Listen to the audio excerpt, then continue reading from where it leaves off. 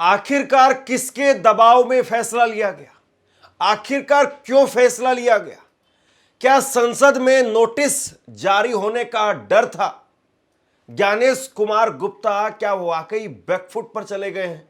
ये बहुत सारे सवाल हैं और ये वो सवाल हैं जो 4 नवंबर से लगातार पूछे जा रहे थे। ये वो सवाल हैं जो एक एक करके बीएलओ की मौत के आंकड़े बढ़ रहे थे, तब ये सवाल और मजबूती से बड़े होते जा रहे थे। और आज आखिरकार चुनाव आयोग ने 2 फैसले लिए। अब इन 2 फैसलों के पीछे किसका दबाव है या क्या रणनीति है, ये तो चुनाव आयोग बताए। लेकिन 2 बड़े फैसले लिए गए। एक फैसला यह हुआ है कि अब एसआईआर का काम जो 12 राज्यों में, जिसमें 9 राज्य हैं, 3 केंद्र शासित प्रदेश है, जिसमें पिछले 4 नवंबर से 4 दिसंबर के बीच में पूरा होना था और 4 दिसंबर में महज 4 दिन का समय बचा हुआ है। और उससे 4 दिन पहले एक फैसला अब सामने आया है कि हमने 7 दिन का समय बढ़ा दिया है। यानी अब 4 तारीख की बजाय 11 तारीख तक एसआईआर की प्रक्रिया चलती रहेगी और 14 तारीख को फाइनल वोटर लिस्ट वो जारी की जाएगी। दूसरा बड़ा फैसला, बीएलओ की सैलरी डबल की जा रही है। 2 बातें हैं यहां पर समझने वाली। क्या ये जो 7 दिन का समय बढ़ाया गया है ये सफिशिएंट है? पहली बात कि 7 दिन जो बढ़ाया गया है ये सफिशिएंट है। मैं अभी 2 दिन पहले ही अमेठी में कांग्रेस के पूर्व एमएलसी उनसे बात कर रहा था और उन्होंने कहा कि हमारे क्षेत्र में केवल 53% काम पूरा हुआ है, 53%, और ये 20 दिनों में हुआ है। यानी अगर आप 7 दिन बढ़ा भी रहे हैं तो कुल मिलाकर के 10 दिन का समय बढ़ा है। इसको 15 दिन और कर देते सीधे सीधे, या 7 दिन के बाद में फिर यहां पर आपाधापी मचेगी और फिर उसके बाद में फिर 7 दिन का समय फिर बढ़ा दिया जाएगा। और या फिर सवाल यह है कि क्या कल विपक्ष पूरी तरह से एकजुट होकर के इस सवाल को संसद के अंदर रखता, सरकार को घेरने का काम करता, सरकार के सामने इस सवाल को खड़ा करता कि भैया समय क्यों नहीं बढ़ा रहे हो, और इसीलिए आनन फानन में पहले ही समय बढ़ा दिया गया। आज छुट्टी का दिन है, रविवार का दिन है, और आज छुट्टी के दिन यह फैसला आया सामने। आपको याद होगा इसी तरीके से मैंने एक खबर आपको बताई थी। चुनाव आयोग में छुट्टी थी, गुरु नानक जयंती पर छुट्टी थी, लेकिन राहुल गांधी प्रेस कॉन्फ्रेंस करने वाले थे। जैसे ये खबर सामने आई, पूरा चुनाव आयोग में जितने चपरासी से, चौकीदार से लेकर के ऊपर टॉप लेवल के अधिकारी हैं, सबको बुला लिया गया। उनका एक लंच का प्रोग्राम था अधिकारियों का, क्योंकि अगले दिन बिहार में वोटिंग होने वाली थी, वो कैंसिल हो गया और सारे अधिकारी वो चुनाव आयोग में आकर के बैठ गए।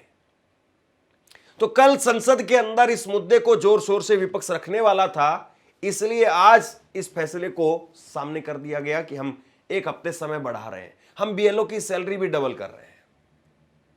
आपको अब याद आया है ये?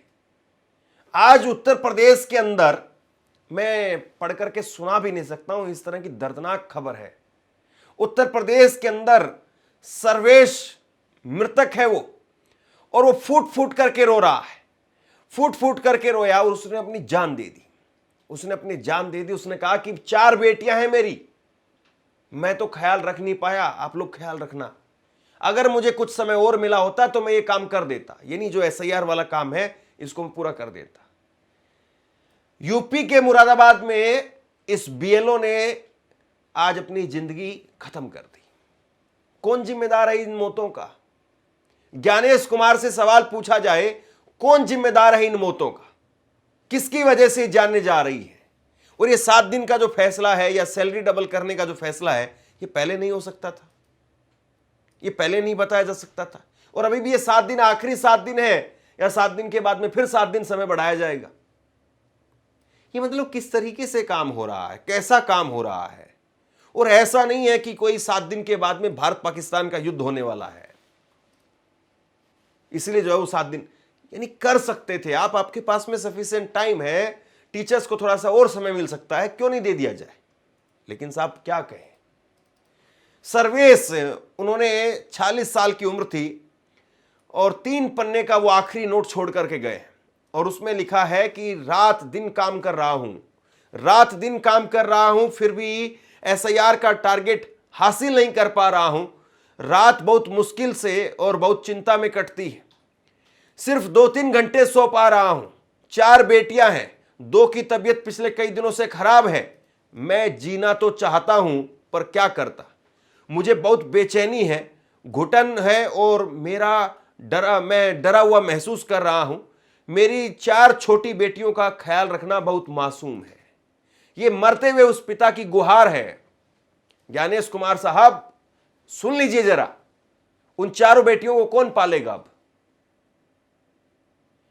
संजय सिंह वो कह रहे हैं कि 1 करोड़ रुपए दीजिए मुआवजा और ज्ञानेश कुमार पर एफआईआर दर्ज हो, मुकदमा दर्ज हो उन पर।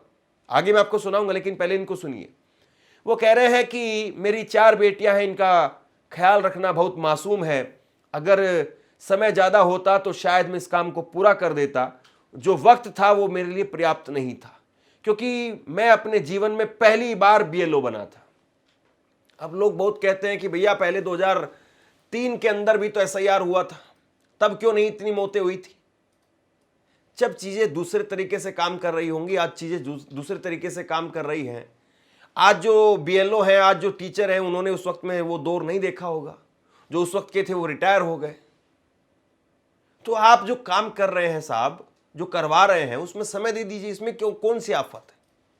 और आज अचानक से जो फैसले निकल करके सामने आए, इसके पीछे क्या वजह है? क्या विपक्ष ने जिस तरीके से कमर कस ली थी ज्ञानेश कुमार के खिलाफ अविश्वास प्रस्ताव लाने की, तो क्या वो अविश्वास प्रस्ताव लाने का डर था, इसलिए ये 2 फैसले लेने पड़े?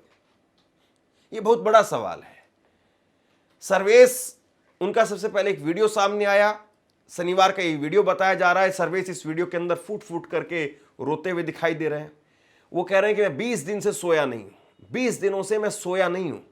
मेरी मौत का मैं खुद जिम्मेदार हूं और मैं एसआईआर के काम के अंदर निपुण नहीं हूं। मुझे ये एसआईआर का काम नहीं आता है। ये मामला भोजपुर के बहेड़ी गांव का है और यहां पर वो सरकारी अध्यापक थे। 7 अक्टूबर को उनको बीएलओ बनाया गया था। तो कुल मिलाकर के जो है, ऐसी खबरें जिस तरीके से लगातार आती रही, पिछले 4 नवंबर से ही ऐसी खबरें आ रही हैं, और उसके बाद में जिस तरीके से चुनाव आयोग की तरफ से इस पूरे मुद्दे को लेकर के एक तरीके से कहें कि आंख बंद करने का काम, क्योंकि चुनाव आयोग का काम है। चुनाव आयोग वैसे सम्मानित करता रहा कि इन बीएलओ ने अच्छा काम किया है, इन बीएलओ ने अच्छा काम किया है, लेकिन जो लोग जान दे रहे हैं, और इसमें भी 2 दर्जन से ज्यादा लोग जान दे चुके हैं, तो कहीं ना कहीं तो आपको देखना चाहिए ना साहब कि आखिरकार मसला क्या है। क्यों जो है वो इतने बड़े स्तर पर ये बीएलओ अपनी जान दे रहे हैं? क्या फिर सब कुछ ऐसे ही चल रहा है? संजय सिंह कह रहे हैं कि मुकदमा दर्ज हो, ज्ञानेश कुमार पर मुकदमा दर्ज हो और 1-1 करोड़ रुपए का मुआवजा दिया जाए। तो मैं मोदी योगी की जो उत्तर प्रदेश की सरकार चल रही है, उनसे भी पूछना चाहता हूं कि आप अपने चुनावी घोटाले के लिए लोगों की जान लेने पर क्यों उतारू हैं? क्यों उनकी हत्या कर रहे हैं आप? आपने 180 आंगनबाड़ी बर्खास्त कर दिया। पता है कितनी मजबूरी में वो लोग आंगनबाड़ी का काम करते हैं 5,000 6,000 रुपए की नौकरी के लिए। आपने 30 से ज्यादा सफाई कर्मी सस्पेंड कर दिए बनारस में। मोदी जी कुंभ के मेले के बाद पैर धुलेंगे, सफाई कर्मियों का नौटंकी करेंगे, पूरे देश के फ्रंट पेज पे छपवाएंगे अखबार में।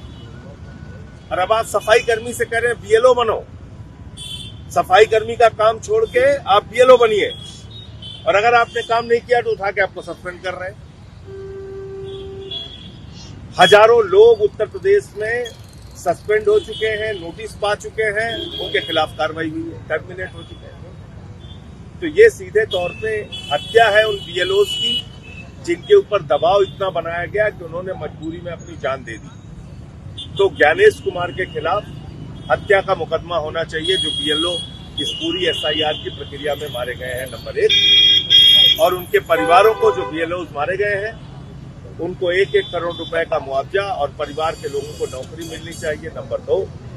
और नंबर 3, ये एसआईआर का चुनावी घोटाला बंद होना चाहिए, क्योंकि अगर ये एसआईआर का चुनावी घोटाला चलता रहा तो पता नहीं अभी और कितनी जाने जाएंगी। लोकतंत्र का तो गला बिल्कुल घोटा जा रहा है, इसमें कहीं कोई संदेह नहीं है। इस चुनावी घोटाले में एक कैटेगरी है सी, मुसलमान हो सी कैटेगरी में जाओ, यादव हो सी कैटेगरी में जाइए, पासी है सी कैटेगरी में जाइए, वर्मा है सी कैटेगरी। तो जो टारगेट करके जो जिन जातियों ने विपक्ष को वोट दिया था, वो बूथ टारगेट करके ऐसे वोटर्स को सी कैटेगरी में रखने का दबाव भारतीय जनता पार्टी की तरफ से बनाया जा रहा है, और जिसके कारण से बहुत सारे लोग वोट से वंचित रह जाएंगे, वोट के अधिकार से वंचित रह जाएंगे। और मेरा अनुमान है कि जैसे 80 लाख बिहार में वोट कटा, तो करीब करीब 2 करोड़ वोट उत्तर प्रदेश में भी ये लोग काटेंगे। क्या SIR का विरोध करेंगे? जैसे कांग्रेस SIR का सदन में पूरा विरोध करेंगे, और कल से संसद का सत्र शुरू हो रहा है। आज हमारी पार्टी के प्रतिनिधि वहाँ पे गए थे आल पार्टी मीटिंग में, उन्होंने स्पष्ट भी किया है कि हम लोग इस मुद्दे पर विरोध करेंगे। लेकिन आज उन्होंने बढ़ा दिए डेट, मैं कहना चाहता हूं। देखिए, ऐसे नौटंकी का नाच नहीं हो रहा है। ये देश के चुनावी प्रक्रिया को आप कह रहे हैं कि आप मतदाताओं को अधिकार देना चाहते हैं मतदान का, और वोटर लिस्ट को साफ करना चाहते हैं। तो आप तो वोटर लिस्ट को साफ करने के बजाय पूरी तरह से मतदाता को ही साफ कर दे रहे हैं। वोटर लिस्ट तो नहीं साफ हो रही है, मतदाता ही साफ हो जा रहा है आपकी वोटर लिस्ट से। आप मुझे बताइए, पिछला जब 2003 में रिवीजन हुआ था, वो भी स्पेशल रिवीजन नहीं था।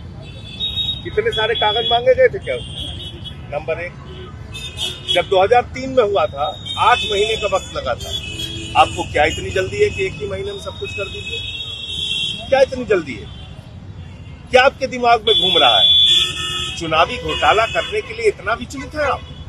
इतना तानाशाही और हिटलरशाही आपके दिमाग पर सवार हो गई है? आप चाह रहे हैं बस एकदम सर के बल खड़े होके एक ही महीने में सारा काम पूरा हो जाए? उत्तर प्रदेश की आबादी पता है आपको? 25-26 करोड़ की आबादी वाला राज्य।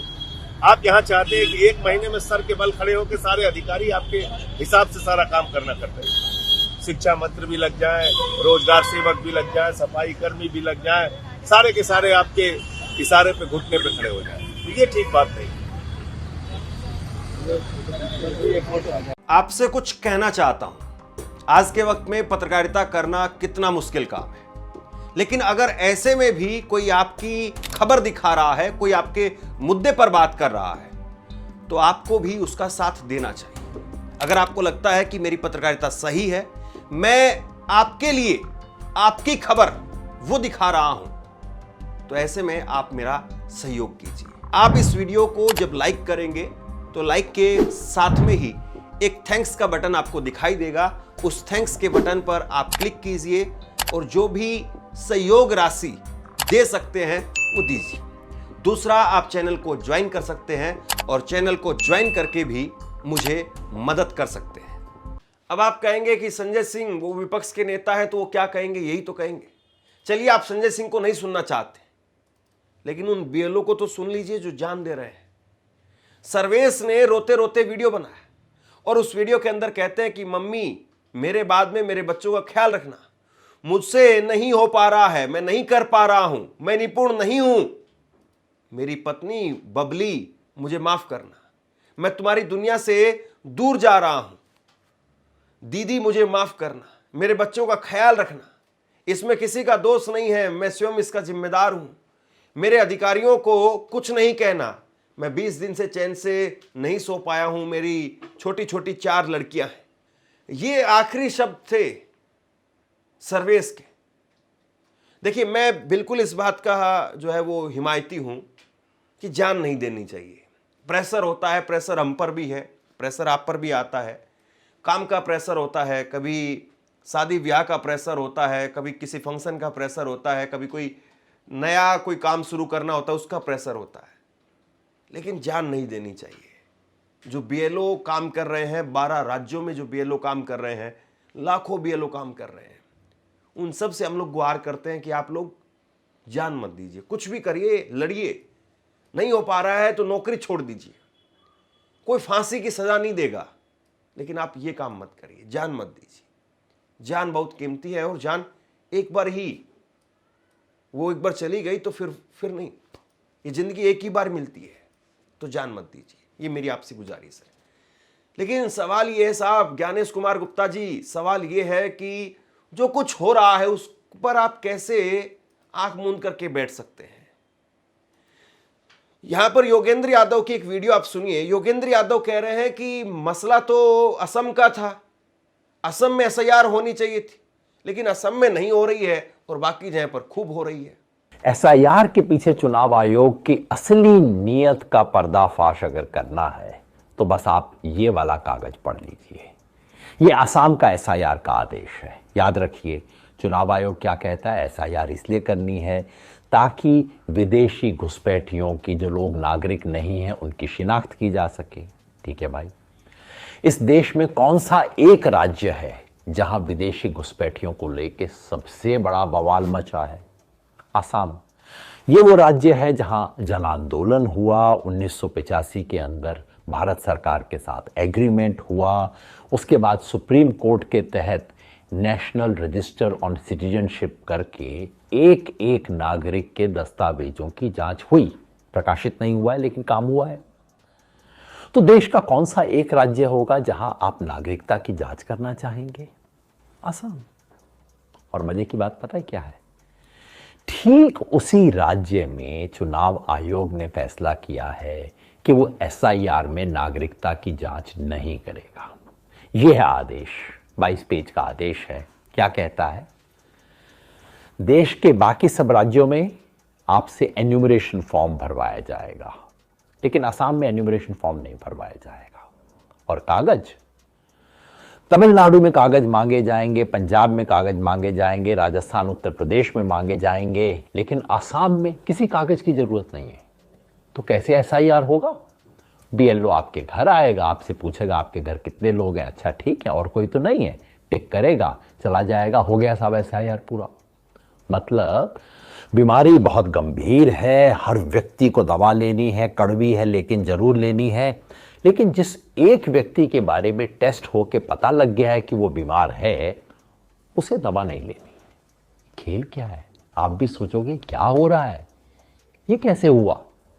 मैं बता देता हूं। मैंने बताया ना, असम में एनआरसी हो चुका है, नेशनल रजिस्टर ऑफ सिटीजनशिप, जो कि सुप्रीम कोर्ट के निर्देश पे हुआ था।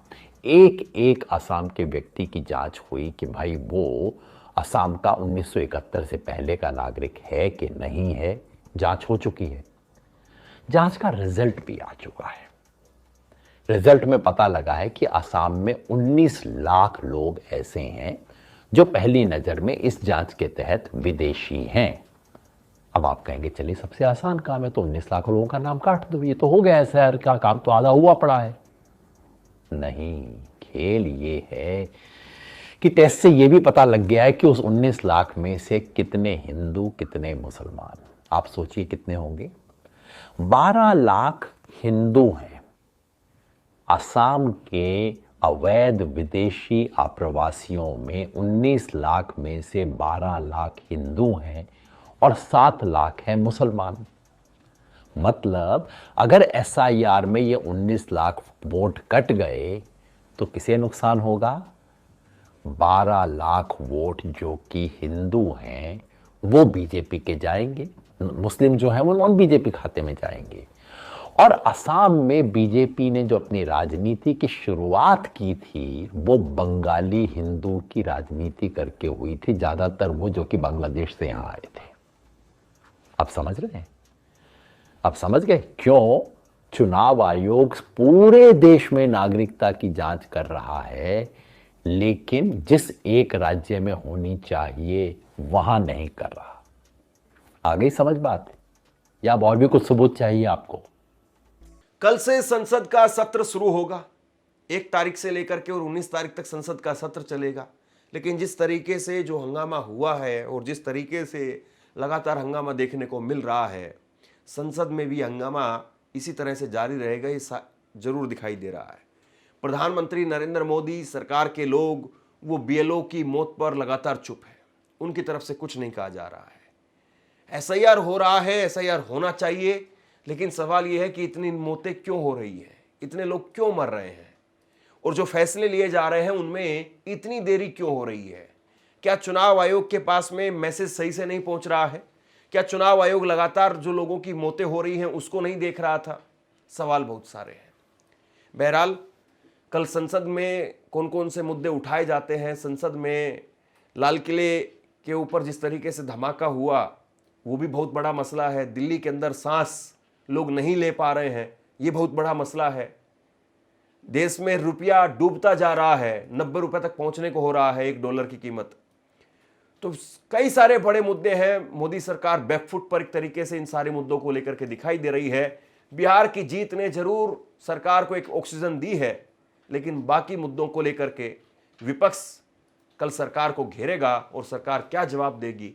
और ये फैसला आया है, तो इस फैसले की टाइमिंग के पीछे आप क्या कहेंगे, नीचे कमेंट बॉक्स में लिख करके जरूर बताइए। इस खबर को शेयर कीजिए।